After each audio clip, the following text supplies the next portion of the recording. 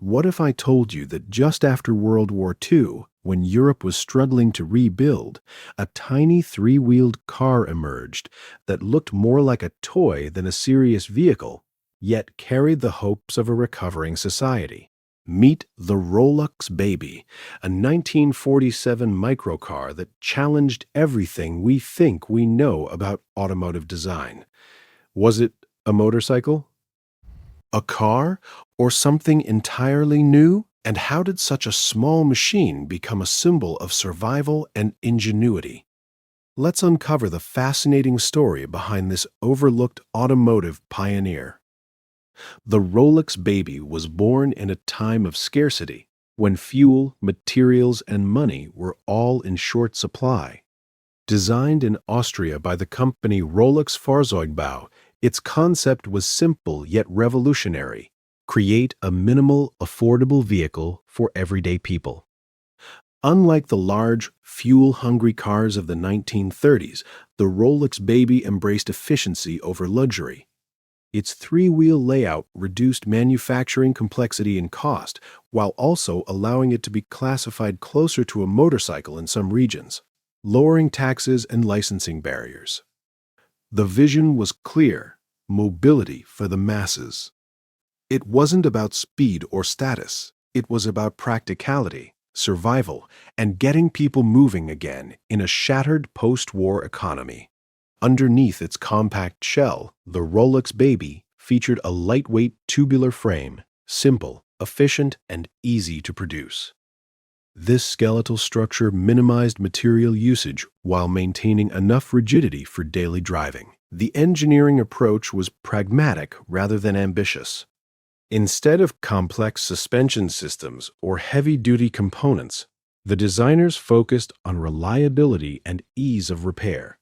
Many parts were adapted for motorcycles, making maintenance accessible even in resource-limited environments.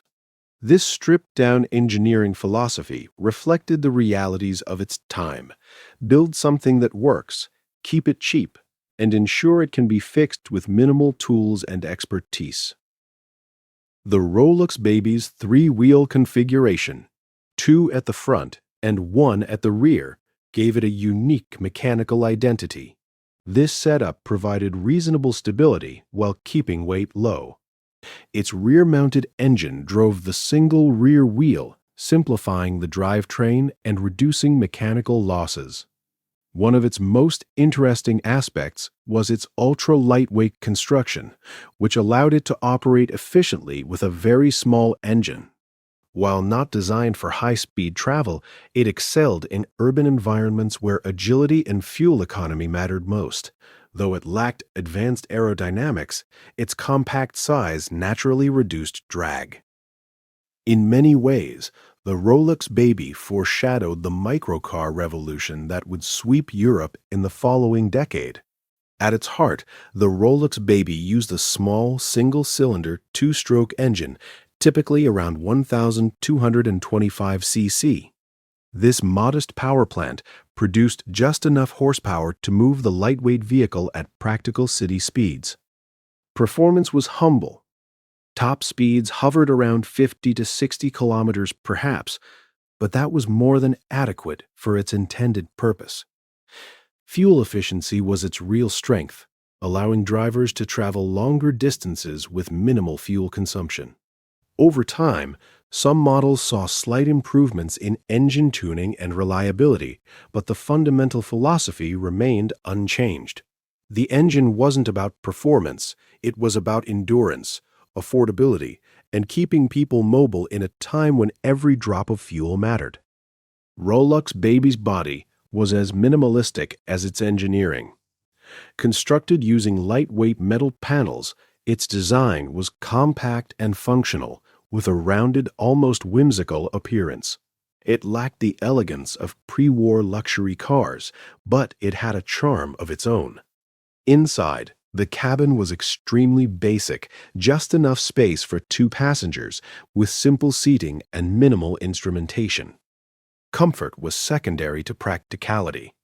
There were no elaborate dashboards or luxury finishes, only the essentials needed to operate the vehicle.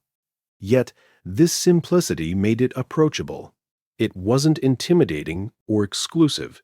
It was a car for ordinary people, built to serve rather than impress.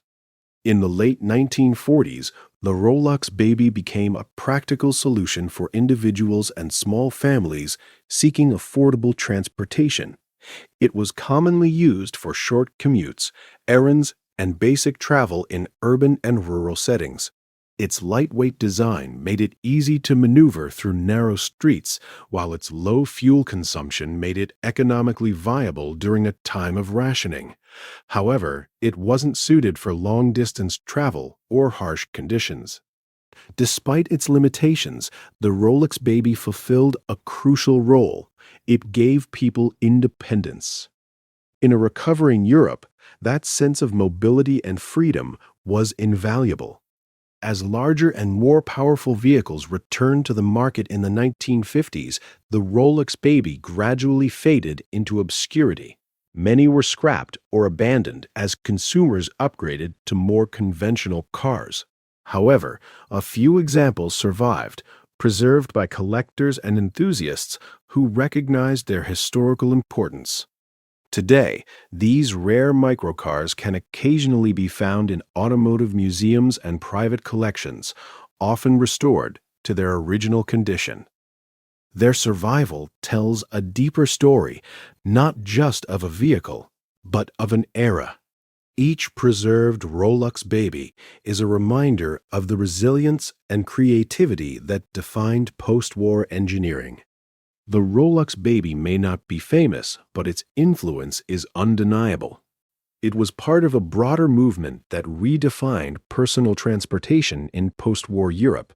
By prioritizing affordability, efficiency, and simplicity, it helped pave the way for later microcars like the Isetta and Messerschmitt. More importantly, it demonstrated that innovation doesn't always come from abundance. It often emerges from necessity.